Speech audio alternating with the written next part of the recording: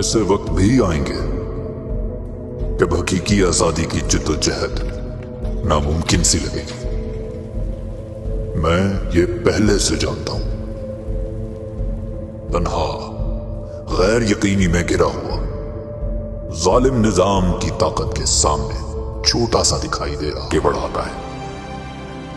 اور پھر یہ بھی یاد رکھیے اس نظام کے قبضے کی خواہش اتنی شدید ہے کیونکہ یہ غیر فطری ہے.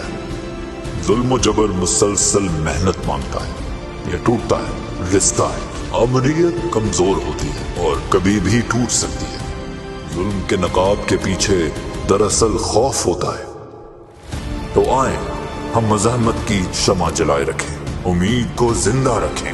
مزاحمت کی ہر سرکوشی، ہر جرت مندانہ قدم، ہر انکار، یہ سب ہماری آزادی سے وابستگی کا ثبوت ہے.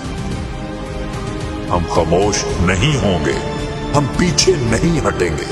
ہم مزاحمت کرتے رہیں گے، لڑتے رہیں گے یہاں تک کہ حقیقی آزادی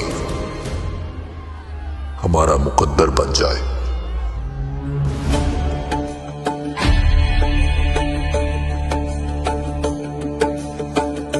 ایسے دستور کو، صبح بے نور کو میں نہیں مانتا، میں نہیں جانتا.